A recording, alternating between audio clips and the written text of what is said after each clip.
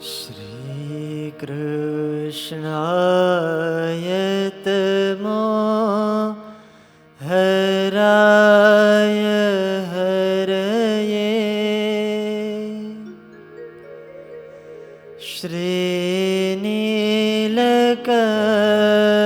શ્રીનીલકંઠાય તે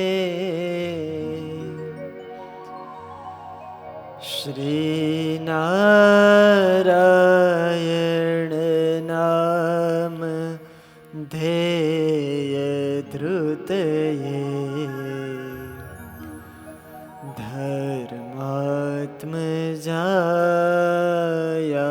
ધર્માત્મજાયાત્મનિ સદ્ધર્માવનસંભવાય હરિયો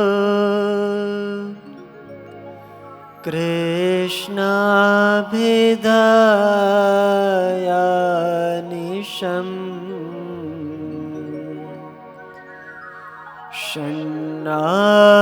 ષण्णामावलि संयुताय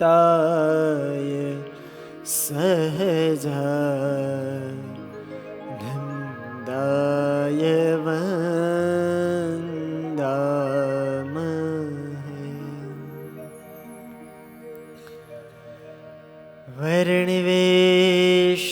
वर्णिवेशरमणीय दर्शनम्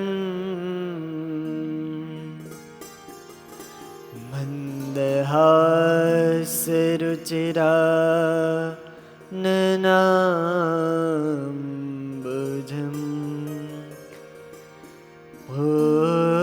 पूजितं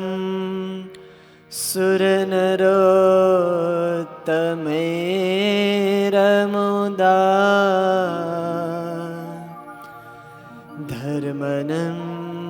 धर्मनन्दनमहं विचिन्तये ॐ मयवतारिणे श्री स्वामिनारायणाय नमो नमः ॐ मयवतारिणे श्री हरे कृष्णाय घनश्यामाय श्री सहजानंद स्वामिने नमो नमः।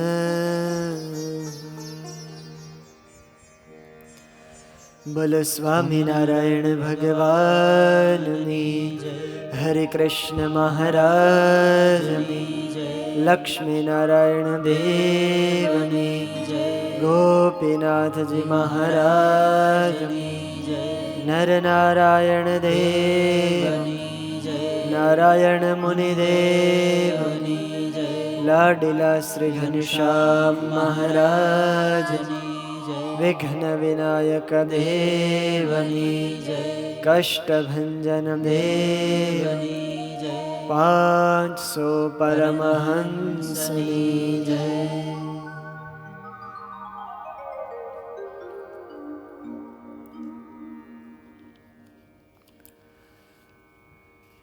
દિવ્ય મંદિરમાં પ્રગટ સ્વરૂપે બિરાજમાન આપણા સૌ કોઈના પ્રાણાધાર અનંત કોટી બ્રહ્માંડના ધણી સર્વ કરતા જગત નિયંતા વાલા વાલા લાડીલા શ્રી ઘનશ્યામ મહારાજ તેમજ આ દિવ્ય સભામાં બિરાજમાન રાજાધિરાજ મહારાજ બાલુડા શ્રી હરિકૃષ્ણ મહારાજ તેમજ આ કથાના પ્રેરક સાધુ ગુણ સંપન્ન પૂજ્યપાદ ગુરુજી પૂજ્યપાદ હરિપ્રકાશદાસજી સ્વામી પૂજ્યપાદ હરિનારાયણદાસજી સ્વામી આદિક તમામ બ્રહ્મનિષ્ઠ સંતો પાર્ષદવર્ય ભગતજી આદિક સર્વે પાર્ષદો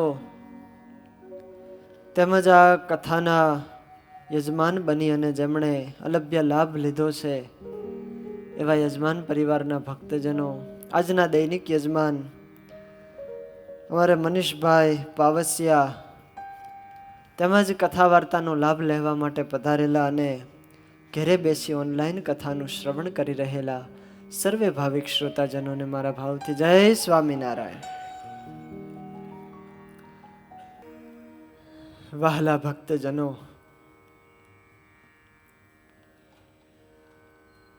શુક્રતાલ તીર્થમાં પવિત્ર ગંગા કિનારે પરમ ભાગવત સંત શુકદેવજી મહારાજ રાજા પરીક્ષિતને આ શ્રીમદ ભાગવતની કથાનું શ્રવણ કરાવી રહ્યા છે.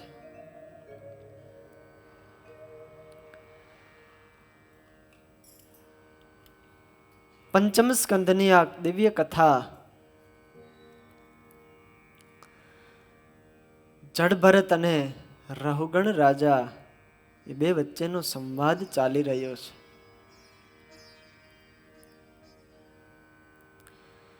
રહુગણ રાજાની પાલખી જડભરતે ઉપાડી છે. રહુગણને ખબર છે કે હું રાજા છું, પણ એને એ નથી ખબર કે આ પાલખી ઉપાડનારો કોણ છે. બહુ અદ્ભુત સમજવા જેવી વાલા ભક્તજનો આ કથા છે. પોતાના સ્વરૂપને જાણવાની આ કથા છે. સ્વની ઓળખ કરવાની આ કથા છે.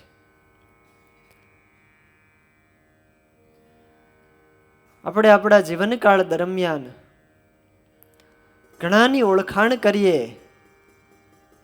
ઘણું જાણીએ, જોઈએ, બધા પ્રકારનું નોલેજ પ્રાપ્ત કરીએ, પણ વાલા ભક્તજનો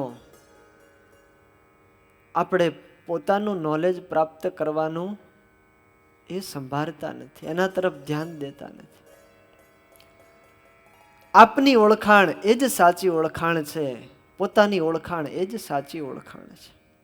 હું કોણ છું એ જો જીવને જણાઈ જાય ને તો આ બધા પ્રકારના બંધનોમાંથી મુક્ત થઈ જાય, સુખ અને દુઃખમાંથી પણ મુક્ત થઈ જાય. બસ ખાલી આટલું જાણવું, હું કોણ છું. કસ્ત્વમ કોહમ, શંકરાચાર્યજી મહારાજે લખ્યું. એનું જ્ઞાન પ્રાપ્ત કરો, કોણ આપણે છીએ. જડ ભરતજી રાજા રહુગણને કહી રહ્યા છે, હું તો સચ્ચિદાનંદ રૂપ છું, મારું સ્વરૂપ તો આત્મા છે. મને કોઈ હર્ષ નથી, મને કોઈ શોક નથી, મને કોઈ દુઃખ નથી, મને કોઈ સુખ નથી.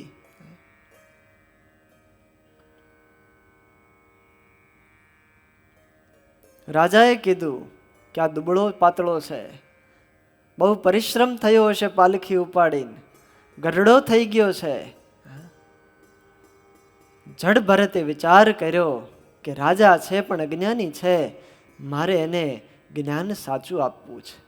ભલે એણે મને ગમે એવા શબ્દો કીધા, પણ મારે આને સાચે સાચું કહેવું છે. હે રાજા, તમે જે આ બધું કીધું ને એ બધું જ સાચું છે. હું દુબળો છું, પાતળો છું, ઠાકેલો છું, ગરડો છું, વૃદ્ધ છું, જડ છું, આ બધી જ વાત સાચી, એમાં કોઈ ઉપહાસની વાત નથી. હે રાજા, ભાર નામની કોઈક વસ્તુ હોય તો એ ઉચકનારા માટે છે. ભાર કોને લાગે? જે ઉપાડતો હોય એને ભાર લાગે. માર્ગ છે તો એ ચાલનારા માટે છે. રસ્તો કોની માટે? જે રસ્તા ઉપર ચાલતો હોય એની માટે રસ્તો છે. ઘરમાં બેઠો હોય એની માટે રસ્તો નથી. બેઠો હોય એની માટે ભાર નથી. જે ઉપાડતો હોય એની માટે ભાર છે. ચાલનારા માટે માર્ગ છે. હું તો નથી ચાલનારો કે હું તો નથી ઉપાડનારો. ઉપાડે તો આ દેહ છે, ચાલે તો આ શરીર છે. હું તો એની અંદર રહેલો આત્મા છું. કેવું અદ્ભુત જ્ઞાન છે. અને હે રાજા, તમે કીધું કે તું દુબળો છે તો સાંભળ. જડ ભરતજી હવે કહે છે હો, સ્થોલ્યમ કાર્શ્યમ વ્યાધયાધયશ્ચ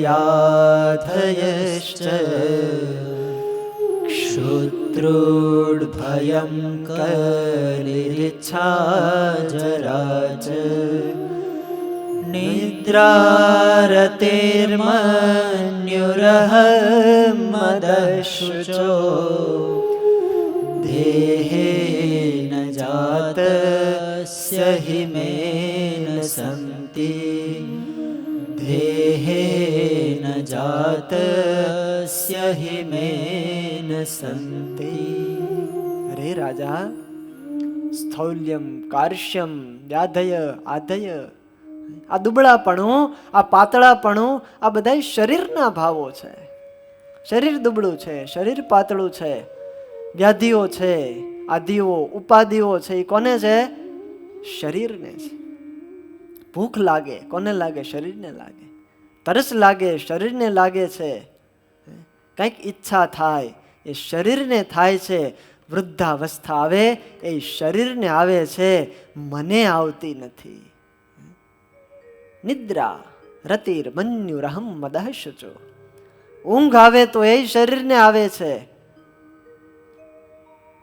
વાસના જાગે તો એ શરીરને જાગે છે. ક્રોધ આવે તો એ શરીરને જાગે છે. હું પણાનો જે અહંકાર થાય એ શરીરને લગતી ચીજ છે. મદહ કહેતા અભિમાન થાય છે એ દેહેના શરીરનું છે. જાતસ્ય મે ન સંતિ, મારું આમાંથી એકઈ નથી. શરીરના ભાવ અલગ છે, જીવના ભાવ અલગ છે. આ બેયને જુદા પાડતા જે શીખી જાય ને એ આ દુનિયાથી પર થઈ જાય. એને દુનિયાની કોઈ ઉપાધિ ન નડી શકે, કોઈ એવું દુઃખ નથી જેને પજવી શકે. બસ આટલી સમજણ વાલા ભક્તજનો મારે ને તમારે કેળવવાની છે. આપણે એમ માનીએ છીએ હું જાડો, હું પતલો, મને દુઃખ આવ્યું, મને ઉપાધિ આવી, મને ભૂખ લાગી છે, મને તરસ. આ બધાય ભાવો આપણે આપણા પોતામાં માની લઈએ છીએ, કારણ શરીરને આત્માને જુદા હજી પાડ્યા જ નથી. બેયના ભાવ તો હાવ અલગ છે. શ્રીજી મહારાજ સત્સંગી જીવનની અંદર પોતે લખે છે, અમારા સંતોને ઉપદેશ આપે છે. ધર્મામૃતની અંદર કહે છે, દેહાદેવ એ ચ દોષાસ્તે ન સંત્યાત્મની કરહિચિત યહ આત્મની ગુણા સંતિ દેહાદો તે ન સંતિ. જે આત્મામાં સદગુણો રહેલા છે એ ક્યારેય દેહમાં આવતા નથી. અને શરીરના જે ભાવો છે, શરીરના જે દોષો છે એ ક્યારેય પણ આત્માને વિશે આવતા નથી. આત્મા અને શરીર આ બેય સર્વથા અલગ છે અને અલગ પાડતા શીખવું. આ કથા આપણને આપણા સ્વરૂપની ભ્રાંતિ કરાવે છે, આપણા સ્વરૂપની ઓળખ કરાવે છે. હકીકતમાં આપણે આત્મા છીએ. અને જો આત્મા રૂપે રહેતા શીખી જઈએ, ગમે એવું દુઃખ આવે ને, ગમે એવા વાવાઝોડા આવે દુઃખોના, આપણને કાંઈ અસર થાય ને? આ જડ ભરતને કાંઈ થાય છે? રાજા કે હું તને ચાબુક લઈને મારવા માંડીશ, મારો. પાલખી ઉપાડ્યા તો જોઈતરા તો પાલખી ઉપાડી. ઓલા ચોરનો સરદાર મારવા માટે લઈ ગયા તો ત્યાંય તૈયાર થઈ ગયા. ખવડાવ્યું તો ખાધું, નવડાવ્યું તો નાહી લીધું. કોઈ પ્રકારની ચિંતા નહીં, કોઈ પ્રકારની ઉપાધિ નહીં. આત્માના સ્વરૂપની એ વાત છે. જે સત્તા રૂપે રહેતા શીખી જાય એ આ મોજ માણી શકે, એ આનંદની અનુભૂતિ કરી શકે, એને એનો અનુભવ થતો હોય. અનુભવી આનંદમાં હે બ્રહ્મરસના ભોગી રે, જીવન મુક્ત જોગિયા અંતરય રોગી રે. અનુભવી આનંદમાં બ્રહ્મરસના ભોગી રે. એને અનુભવ હોય આત્માનો. એ બ્રહ્મરસનો ભોગ ભોગવે. માહિક જીવો છે, જગતના જીવો છે, એ દુઃખ ક્લેશ આદિ વ્યાધિ ઉપાધિથી યુક્ત હોય, એ કાયમ ને કાયમ દુઃખી જ હોય. ભગવાનનો જે ભક્ત છે, જે સત્તા રૂપે રહેતા શીખી જાય, જેને આત્માના સ્વરૂપનો અનુભવ થઈ ગયો છે, એ બ્રહ્મના આનંદમાં મસ્ત રહે છે. અંતર અરોગી, એના અંતરમાં કોઈ રોગ ન હોય. શરીરથી તો નિરોગી રહી એવું આપણે સાંભળ્યું, અંતરથી નિરોગી રહી. કામ, ક્રોધ, લોભ આ બધા દેહના ભાવો આનાથી પર ઉઠી ગયા હોય, અંતર અરોગી. આવા જડ ભરત છે. હે રાજા, તું કહે છો તું દુબળો છો, પાતળો છો. હું દુબળો નથી, હું પાતળો નથી, હું જાડો નથી. આ બધોય ભાવ તો શરીરના છે, હું તો એનાથી પર છું. અને રાજા, વજન પણ માયાવી છે. હો, વજન પણ ક્યાં સાચું છે? વાત એ ખરી. અને વિચારીને જોઈએ, 1 કિલો પેંડા લઈને આવીએ, હાથમાં પડીકું હોય, કંઈક બોક્સ હોય, કાં ગમે એ પ્રકારનું વજન હોય, બોલો, પણ હાથમાં વજન લાગે કે ન લાગે? ભલે ને કિલોનું હોય પણ લાગે. હવે એના એ પેંડા પેટમાં પધરાવી દીધા પછી વજન લાગે કોઈને? હે? એ વજન લાગતું નથી. કેવું આશ્ચર્ય છે! હાથમાં હતું ત્યાં સુધી વજન લાગે ને અંદર વયું ગયું પછી વજન લાગતું નથી. મૂળ તો આપણા શરીરમાં જ છે ને બધું. વજન લાગતું બંધ થઈ ગયું. કારણ આ બધું માયાવી છે. અને હે રાજા, તું એમ કહેતો તો કે તું તો હાવ જીવતા છતાં મરેલા જેવો છો, જડ જેવો છો. તો સાંભળ. જીવન મૃતત્વં નિયમેન રાજન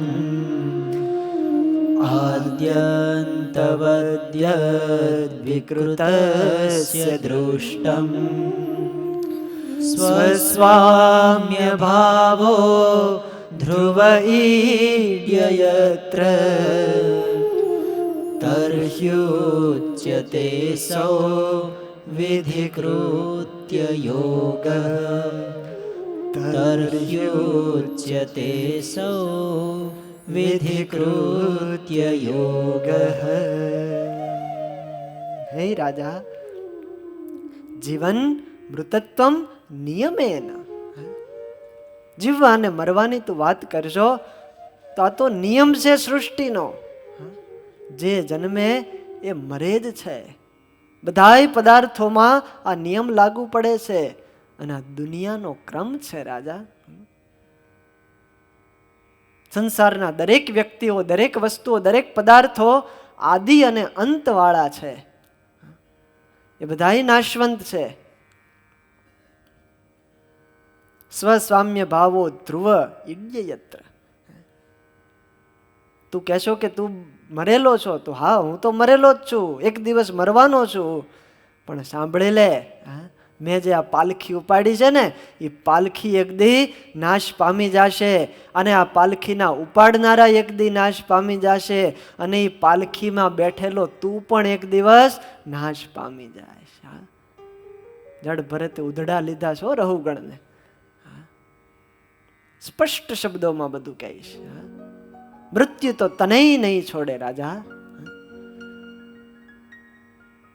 બધાયનું મૃત્યુ નિશ્ચિત છે. કોણ એવો છે જે જન્મી અને મરતો નથી? દેવને અમર કહેવામાં આવે છે, પણ એને અંતે મરવું તો પડે છે. કાળ તો બધાયનો કોળિયો કરી જાય છે. બ્રહ્મા ભુવન લગી કાલ ચવીના. બ્રહ્માના ભુવન પર્યંત કાળનું ચવાણું બધું થઈ જાય. સત્યલોકમાં ગયા હોઈએ તો ન્યાય મરવું તો પડે. અરે અનંત કોટી બ્રહ્માંડ છે, ગમે ને આટા ફેરા મારો, પ્રલય થાય ત્યારે બધાયને નાશ પામવું પડે છે. કોઈ જીવતું રહેતું નથી. અને જન્મ મરણ છે ને, એ આ શરીરના ભાવ છે. આત્મા તો ક્યારેય મરતો નથી. નૈનમ છિંદંતિ શસ્ત્રાણી નૈનમ દહતિ પાવકઃ. ગીતામાં એમ ભગવાન કહે, આત્માનું સ્વરૂપ એવું છે, એને કોઈ શસ્ત્ર છેદી શકતું નથી, એને કોઈ ભેદી શકતું નથી. ન ક્લિદ્યંતે જલે નાશો. જળ એને ભીંજવી શકતું નથી, વાયુ એને સૂકવી શકતો નથી. ધોધમાર વરસાદ વરસતો હોય અને પલળી ગયા હોય પૂરેપૂરા, આપણે પલ્લી જાય, કપડાં પહેર્યા હોય એ પલ્લી જાય, માથાના વાળ ભીંજાઈ જાય, બધું ભીંજાઈ જાય ને, બધું જ ભીંજાઈ જાય. પણ આત્મા ક્યારેય જળથી ભીંજાતો નથી. એનું સ્વરૂપ અલગ છે. વાયુ એને સૂકવી શકતો નથી, અગ્નિ એને બાળી શકતો નથી. આવો આત્મા છે. હે રહુગણ, એ આત્મા હું છું. જન્મ મરણ તો આ દેહને છે. અને તે એમ કીધું તું કે હું રાજા છું, જો હરખો નહીં આલીશ તો તને દંડ આપીશ. અને સાંભળી લેતો, વિશેષ બુદ્ધે વિવરમ મનાક્ય પશ્યામયન્ન વ્યવહારતોન્ય ક ઈશ્વરસ્તત્ર કિમીશિતવ્યમ તથાપિ રાજન કરવામ કિમ તે તથાપિ રાજન કરવામ કિમ તે. અદ્ભુત શ્લોક બતાવ્યા છે. જડ ભરતજી કર્યા અને હવે બધા શ્લોક આવ્યા છે. અત્યાર લગી બધું ગદ્યની અંદર હતું, હવે થોડા થોડા શ્લોકો આવ્યા છે તો ગાઈએ. સંસ્કૃતના શ્લોક બહુ મજાના છે. અને એમાંય આજનો દિવસ શ્રાવણ સુધી પૂર્ણિમાનો દિવસ એટલે વિશ્વ સંસ્કૃત દિવસ છે. આજનો દિવસ સંસ્કૃત દિવસ તરીકે મનાવવામાં આવે છે. શ્રાવણ સુધી પૂર્ણિમા, બધા દિવસો એની તારીખ વાઇઝ મનાવવામાં આવતા હોય. આ તારીખે આ દિવસ, આ તારીખે આ દિવસ, પણ સંસ્કૃત દિવસ છે. આપણી સંસ્કૃતિ શ્રાવણ સુધી પૂર્ણિમા તિથિ અનુસાર આ દિવસ ઉજવવામાં આવે છે. આ બહુ મોટી ભેટ છે વાલા ભક્તજનો, ઋષિ મુનિએ આપણને આપેલી. સંસ્કૃતિનું પ્રદાન છે. સંસ્કૃત ભાષા બહુ મહાન ભાષા છે. વિશ્વની પહેલા નંબરની કોઈ ભાષા હોય ને તો સંસ્કૃત ભાષા. આમાં જેટલું ઊંડાણ છે એટલું કોઈ ભાષામાં ઊંડાણ નથી. સંસ્કૃત ભાષાના જેટલા શબ્દો છે, વોકેબ્યુલરી કહીએ ને, એટલી કોઈ ભાષાની અંદર નથી. અને એટલી સરળ છે. અને આજના કોમ્પ્યુટર યુગની અંદર સરળમાં સરળ ભાષા હોય, કોમ્પ્યુટર સિસ્ટમની અંદર જો કામ કરી શકે એવી સરળ ભાષા હોય તો આ સંસ્કૃત ભાષા. અને નાસાએ પણ આજે એનો સ્વીકાર કર્યો છે. એવી અદ્ભુત આ દિવ્ય સંસ્કૃતિ, આ સંસ્કૃત ભાષા, એના બધા ગ્રંથો એ આપણને મળ્યા છે. એ આપણી પરંપરા છે. આપણને ગર્વ થવો જોઈએ. આ ભારત દેશની અંદર આપણે જન્મ લીધો, જ્યાં દેવતાઓ જન્મ લેવા ઈચ્છે, એવા સંસ્કૃતના શાસ્ત્રો જ્યાં છે એ સ્થાનમાં આપણે રહીએ છીએ. આ પરંપરા, આવા શાસ્ત્રો આપણને મળ્યા છે. એની ક્યારેય અવગણના ન કરવી. બહુ મહાન ચીજ છે. તો મૂલ્ય જાણે એને ખબર પડે. દેવવાણી કહેવાય, દેવવાણી સંસ્કૃત એટલે. અને એક એક શબ્દોમાં બહુ મીઠાશ ભરેલી હોય. બીજી બધી ભાષાઓ આપણે બોલીએ પણ એમાં એટલું બધું ઊંડાણ ન થાય. આ સંસ્કૃત ભાષા એવી છે, એક એક શ્લોક ઉપર તમે જો બોલવા બેસો તો અઠવાડિયાના મહિનાના મહિનાઓ નીકળી જાય. એક એક શ્લોક ઉપર, એક એક શબ્દ ઉપર પુસ્તકોના પુસ્તકો ભરાઈ જાય. એટલું ઊંડાણ છે અંદર. વ્યાસ ભગવાને ખાલી વ્યાસ સૂત્રો લખ્યા, એના 4 ભાગ પાડવામાં આવ્યા, પણ પ્રથમ ભાગ એની અંદર જે વ્યાસ ભગવાને સૂત્ર લખ્યું, અથા તો બ્રહ્મ જિજ્ઞાસા શાસ્ત્ર યોનિત્વાદ જન્માદ્યસ્ય યતઃ, આ 3 થી 4 સૂત્ર લખ્યા. એ ખાલી 4 સૂત્રની અંદર અવડું મોટું આખું પુસ્તક બહાર પડ્યું. 4 સૂત્રમાં એટલું બધું વિસ્તાર, એટલું બધું ઊંડાણ છે. એ ખાલી એક જ ભાગની અંદર 4 સૂત્ર આવી જાય. બહુ મહત્વની વાલા ભક્તજનો આ ભાષા છે. આપણા મોટા ભાગ કહેવાય કે આપણને આ સંસ્કૃત ભાષા મળી, આ સાંભળવા મળે ને તોય કાનના પાપ બળી જાય એવી આ ભાષા છે દિવ્ય. સંસ્કૃત વિશે એવું કહેવાય, શ્રુતમ હરતિ પાપાની, સાંભળવાથી જ પાપ બળે. દેવવાણી છે. આજનો પવિત્ર દિવસ છે સંસ્કૃત દિવસ. અને એમાં આજે શ્લોકો વિશેષ આવ્યા છે એટલે આપણે શ્લોકો ગાશું. અને શ્લોકો ગાઈએ એટલે સંતોને બહુ ગમે, વિશેષ તો ગુરુજી બહુ રાજી થાય. શ્લોકનું શ્રવણ થતું હોય, શ્લોક ગવાતા હોય. રહુગણ રાજાને જડ ભરતજી અદ્ભુત ઉપદેશ આપી રહ્યા છે. તત્વજ્ઞાનનો ઉપદેશ આપે છે, કારણ કે રહુગણ રાજા જ્ઞાન લેવા જાય છે. જડ ભરતને થયું કે આને મારે જ્ઞાન આપવું પડશે, મારે આને કહેવું પડશે. હે રાજા, વિશેષ બુદ્ધિર વિવરમ મનાક્ચ પશ્યામ યન્ન વ્યવહાર તોન્યત ક ઈશ્વર તત્ર કિમ ઈશિતવ્યમ તથાપિ રાજન કરવામ કિમ તે. હે રાજા, તું કહે છો કે હું તને દંડ આપીશ, હું રાજા છું. તો સાંભળ, તું રાજા છો, હું સેવક છું. આ બધું ફરતું રહે છે. આ લોકનો ક્રમ છે. સ્વામી સેવક પણું છે, આ ભેદ બુદ્ધિ છે. લોકોનો ક્રમ છે. આજ તું રાજા છો અને હું સેવક છું.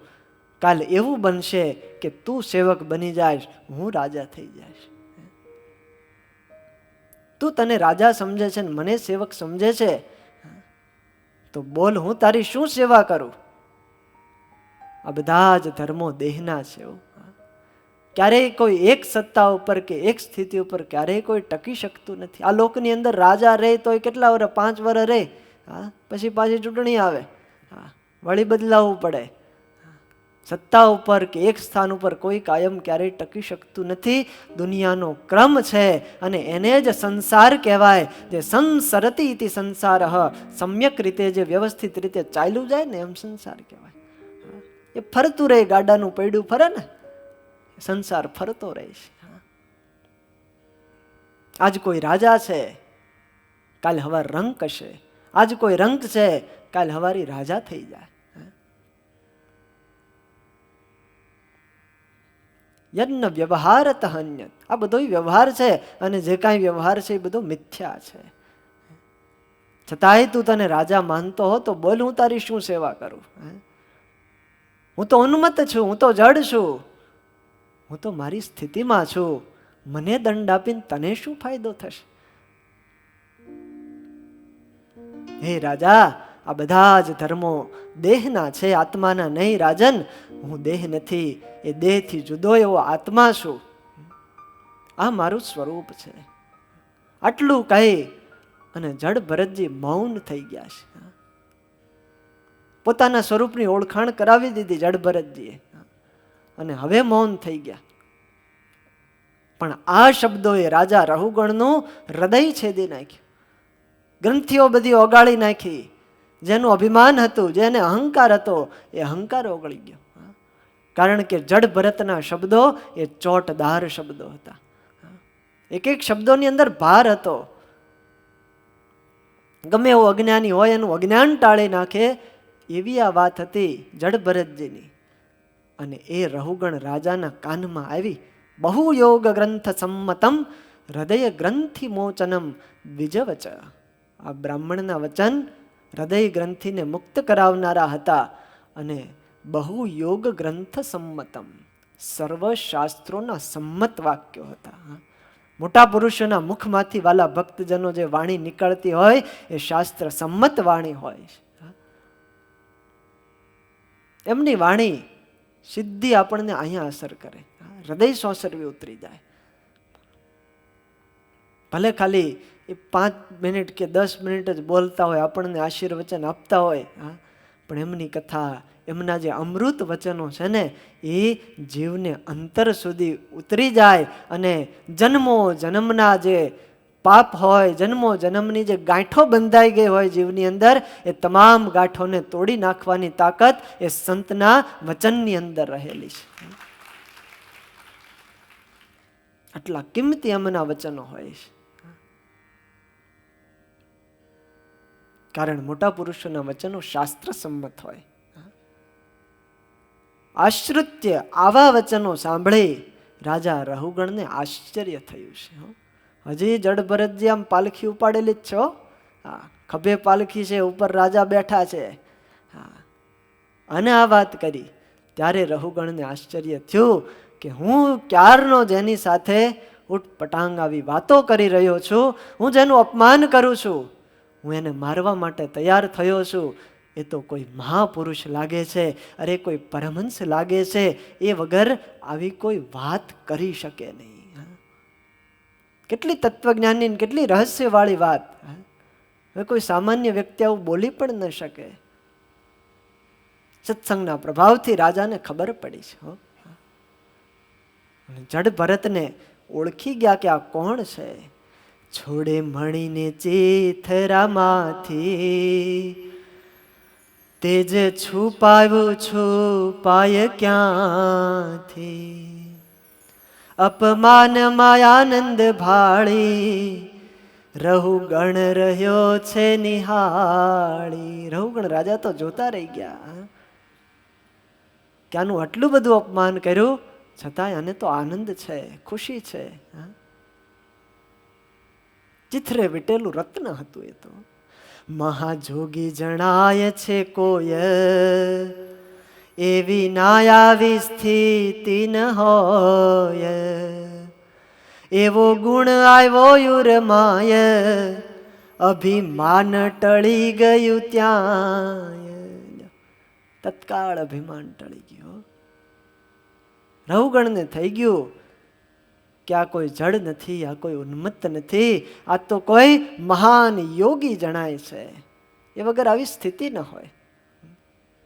નહીતર ગમે એવો માણસ હોય ને, એને તમે 2-5 શબ્દો ખોટા કહો કે એની વિશે કંઈક ખરાબ બોલો ને, તરત એને અસર થાય.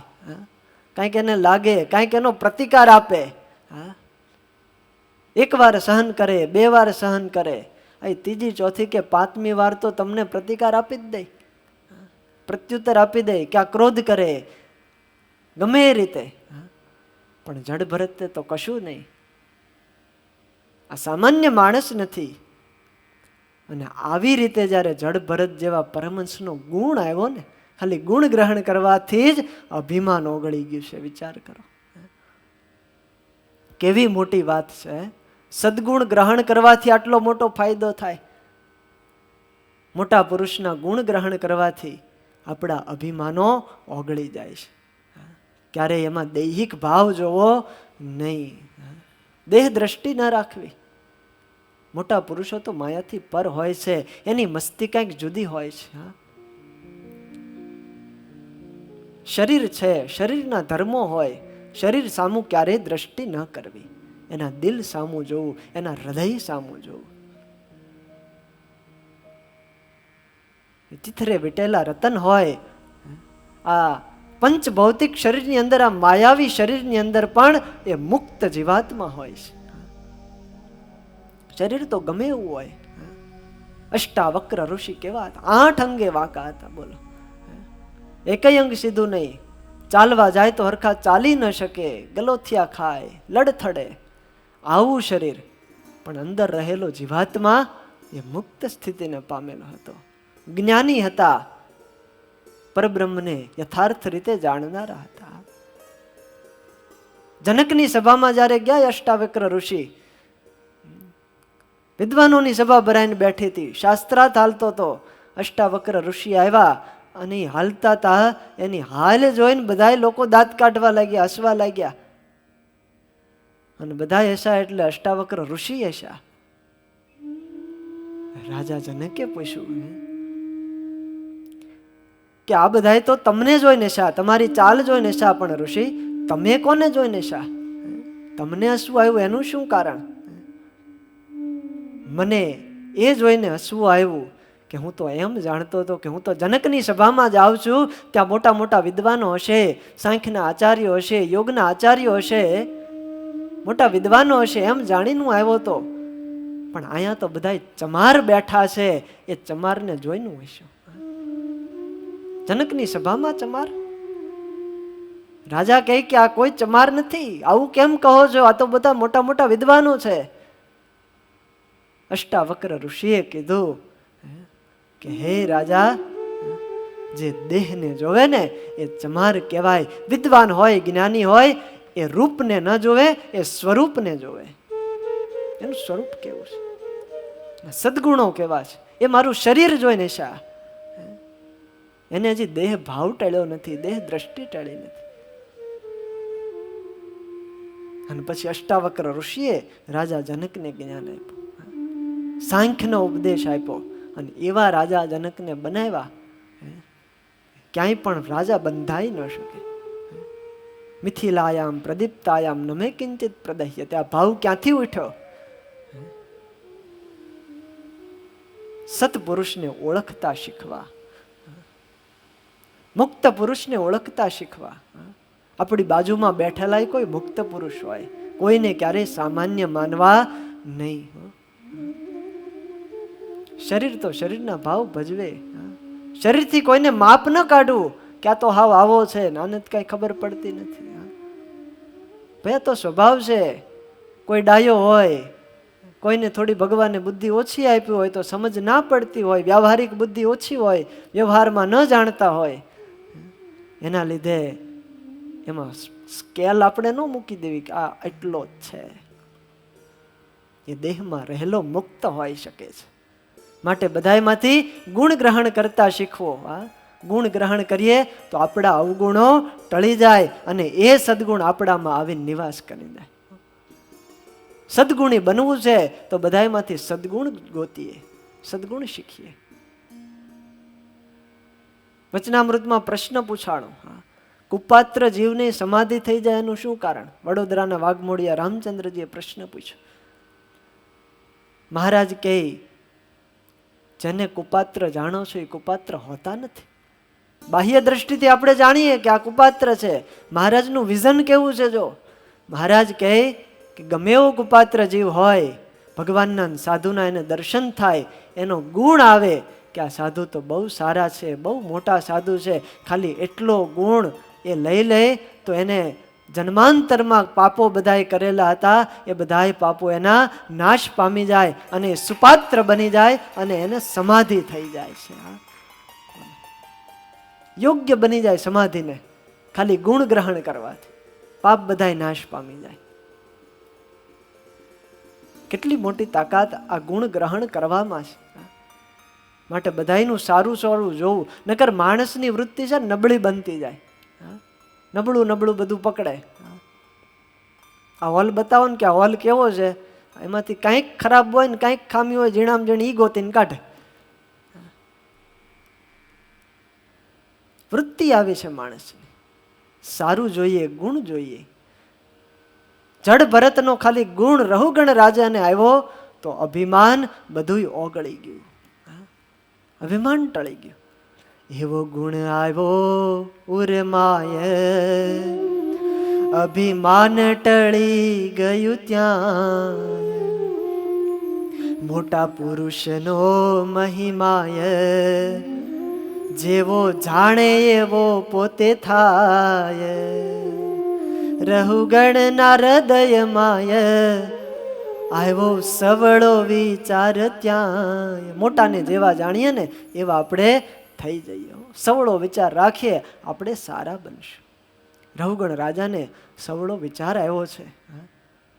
અને જ્યાં બહાર ડોક્યું કરીને જોયું, પાલખીમાં બેઠા હતા, બહાર ડોક્યું કરીને જોયું જડ ભરતની સામો, તો ખભા ઉપર યજ્ઞો પવિત્રના દર્શન થયા છે. અને જ્યાં યજ્ઞો પવિત્ર જોઈ એટલે તરત થઈ ગયું આ કોઈ બ્રાહ્મણ લાગે છે. ત્વરયા હૃષ્ય શિરસા પાદ મૂલમ ઉપસૃત ક્ષમાપન. તરત પાલખીમાંથી નીચે ઉતરી અને એ પાલખી ઉપાડનારા જડ ભરતના પગમાં પડી ગયા છે. રહુગણ રાજા ચરણોમાં વંદન કરવા લાગ્યા. હે બ્રાહ્મણ દેવતા, મને માફ કરો, મને ક્ષમા કરો.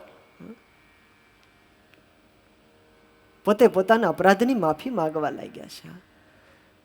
ક્રોધ ઉતર્યો ત્યાયંગમાંથી, ઉતરી ગયો પાલખીમાંથી, હાથ જોડીને ક્ષમા ઉચ્ચારી, કરી વિનંતી વારંવાર, મને ક્ષમા કરો, હું તમને જાણી ન શક્યો, હું તમને ઓળખી ન શક્યો. કોણ છો તમે? મારાથી તમારો અપરાધ થઈ ગયો, ભૂલ થઈ ગઈ. કારણ તમારા ખભા ઉપર યજ્ઞો પવિત છે. આપ કોણ છો એની ઓળખાણ કરાવો. અને રહુગણ રાજા બે હાથ જોડી અને જડ ભરતજીને વિનવે છે. કસ્ત્વં નિગૂઢશ્ચરસી દ્વિજાનાં, કસ્ત્વં નિગૂઢશ્ચરસી દ્વિજાનાં, કસ્ત્વં નિગૂઢશ્ચરસી દ્વિજાનાં, કસ્ત્વં નિગૂઢશ્ચરસી દ્વિજાનાં, બિભર્ષિ સૂત્રં કતમો વધૂતઃ, બિભર્ષિ સૂત્રં વધૂતઃ, બિભર્ષિ સૂત્રં કતમો વધૂતઃ, બિભર્ષિ સૂત્રં કતમો વધૂતઃ, કસ્યાસि ગોત્રત્ય ઇહાપि કસ્માत्, કસ્યાસि ગોત્રત્ય ઇહાપि કસ્માत्, કસ્યાસि ગોત્રત્ય ઇહાપि કસ્માत्, કસ્યાસि ગોત્રત્ય ઇહાપि કસ્માत्, ક્ષેમાયનશ્ચેદસી નોત શુક્લઃ, ક્ષેમાયનશ્ચેદસી નોત શુક્લઃ, ક્ષેમાયનશ્ચેદસી નોત શુક્લઃ, ક્ષેમાયનશ્ચેદસી નોત શુક્લઃ. રાજા રહુગણ કહી રહ્યા છે કે હે બ્રાહ્મણ દેવતા, આપ કોણ છો? કસ્ત્વમ નિગૂઢશ્ચરસી દ્વિજાનામ, દ્વિજાનામ સૂત્રમ બિભર્ષિ, બ્રાહ્મણોનું સૂત્ર, બ્રાહ્મણોનું જે ચિહ્ન જનોય એ તમે ધારણ કર્યું છે. તો આ ગુપ્ત વેશમાં બતાવો આપ કોણ છો. કતમ અવધૂત, સાક્ષાત તમે અવધૂત કહેતા દત્તાત્રેય તો નથી ને? ક્યાંથી આવ્યા છો? તમારા મા બાપ કોણ છે? તમારો જન્મ ક્યાં થયો છે એ તમે મને બતાવો. અથવા તો તમે, હું જેના આશ્રમમાં જ્ઞાન લેવા માટે જઈ રહ્યો છું એવા સાક્ષાત ભગવાન કપિલ તો આ સ્વરૂપની અંદર મારી પરીક્ષા લેવા નથી આવ્યા ને? આપના પાવનકારી ચરણારવિંદ અહીંયા પડ્યા એ મારું કલ્યાણ કરવા માટે થયા છે. હું આપને ઓળખી ન શક્યો, ક્ષમાય, મને ક્ષમા કરો. અને આગળ કહે છે,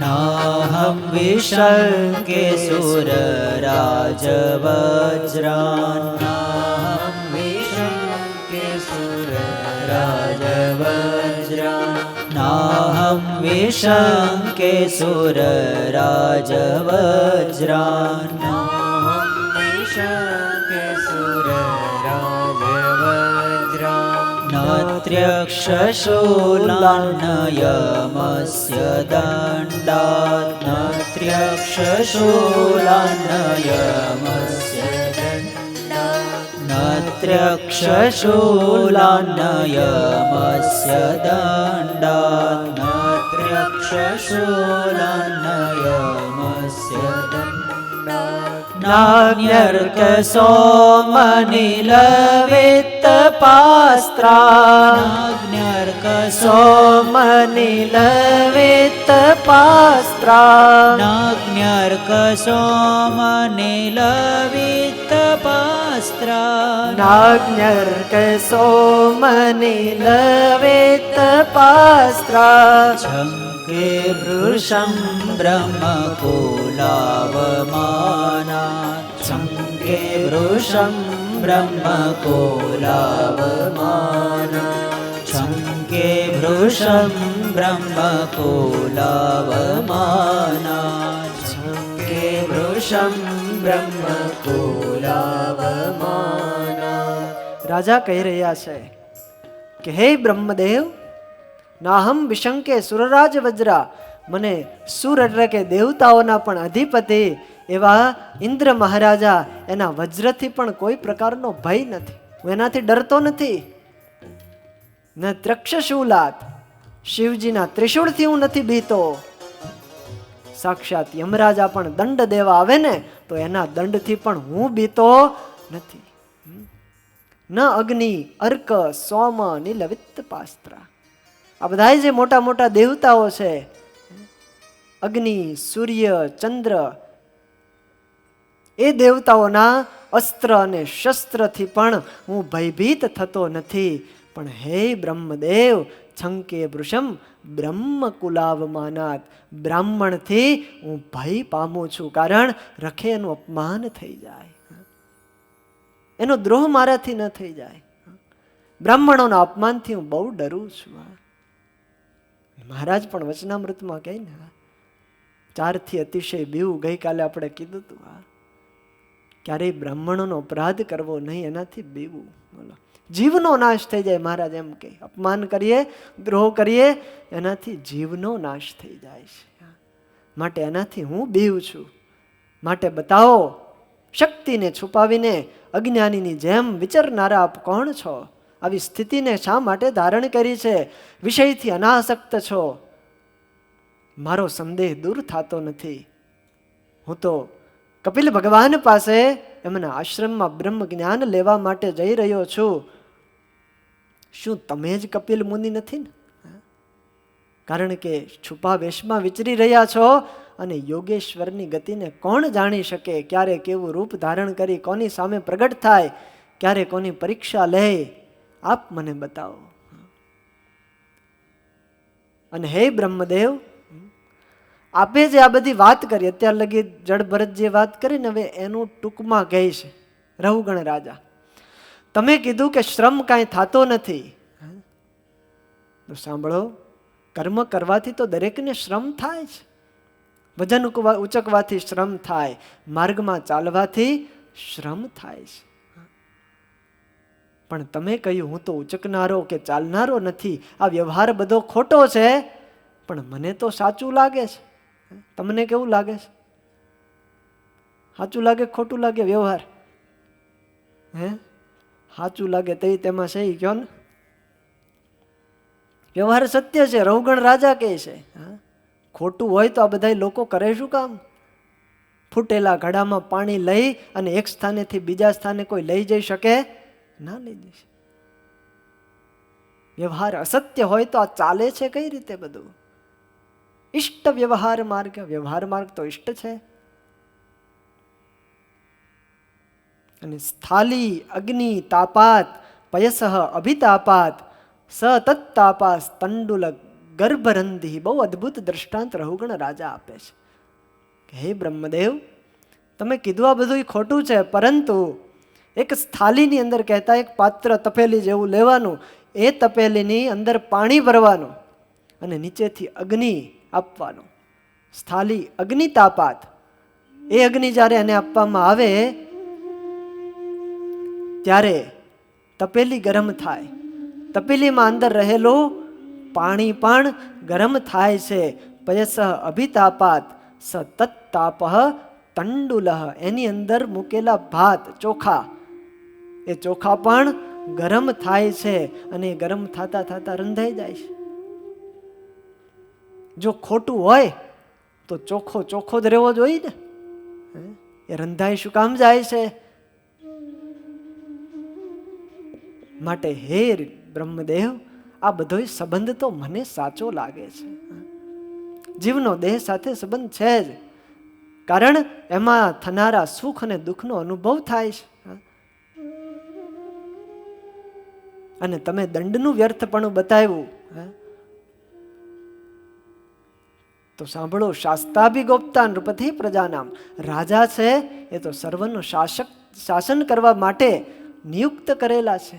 અને રાજાનો ધર્મ છે, રાજાની ફરજ છે, કોઈ ખોટે માર્ગે ચાલતો હોય, અવળે માર્ગે ચાલતો હોય તો એને દંડ આપવો. યહ કિંકરો વૈ ન પિનષ્ટિ પિષ્ટમ. જો દંડ આપે તો એમાં કાંઈ પિષ્ટ પેષણ થતું નથી, એમાં કાંઈ ખોટું નથી. કારણ અમારો ધર્મ છે. અને જો અમે અમારો ધર્મ ચૂકીએ, દંડ ન આપીએ, તો જગતમાં પાપાચાર વધે, લોકો સ્વચ્છંદી બની જાય.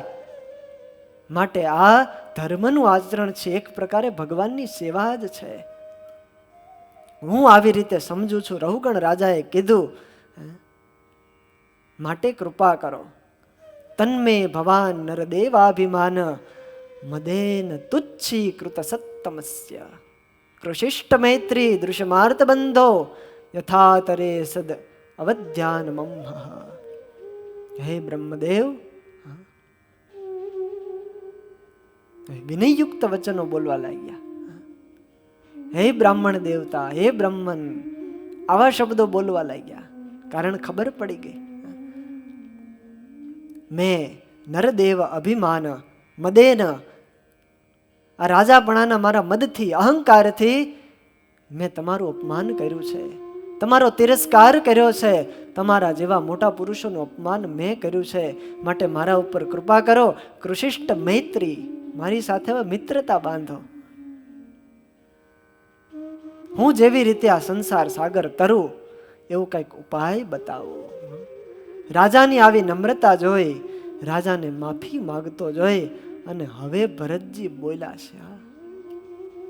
આમ તો વિચાર કર્યો તો હવે બોલવું નથી, પણ લાગ્યું જરૂરી કે બોલવું જરૂરી છે. અને જ્યાં જરૂરી હોય ત્યાં બોલવું જોઈએ.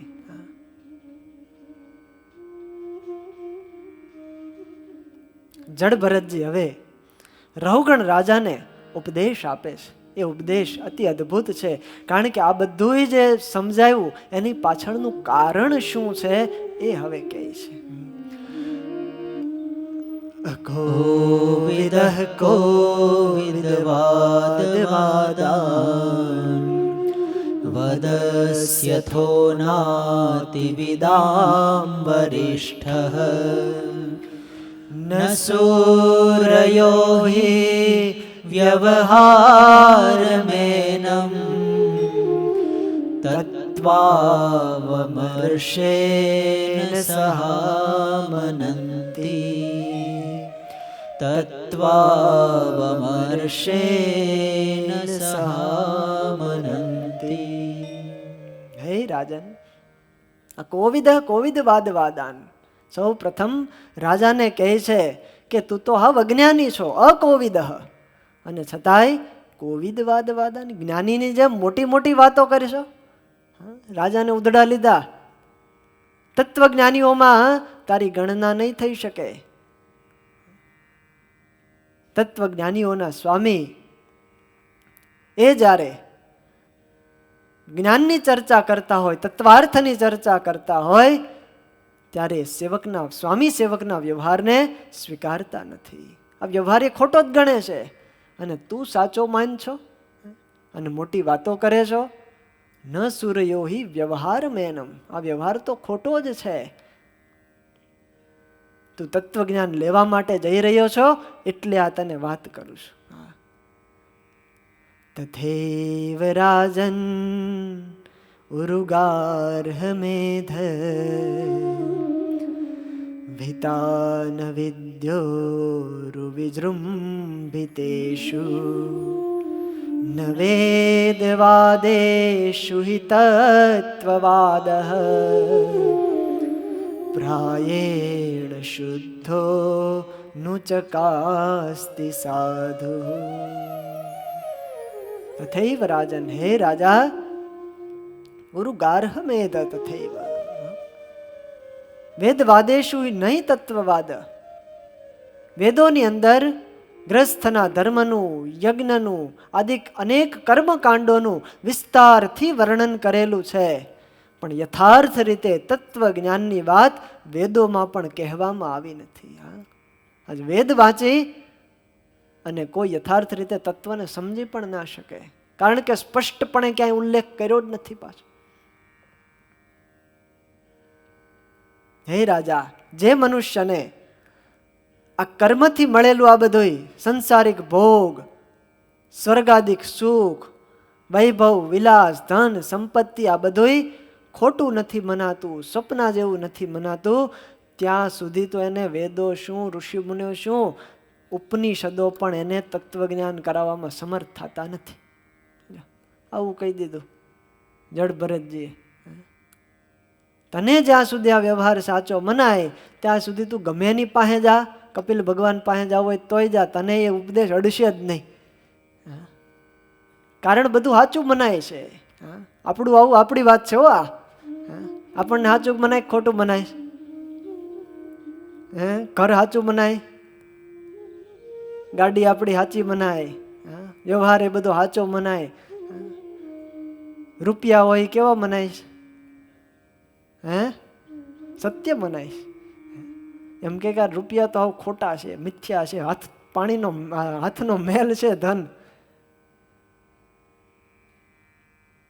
એ આપણા માયનામાં આવે, આ ઉપરથી બોલીએ ખરા ઘણી વાર, પણ હકીકતમાં એ મનાતું નથી.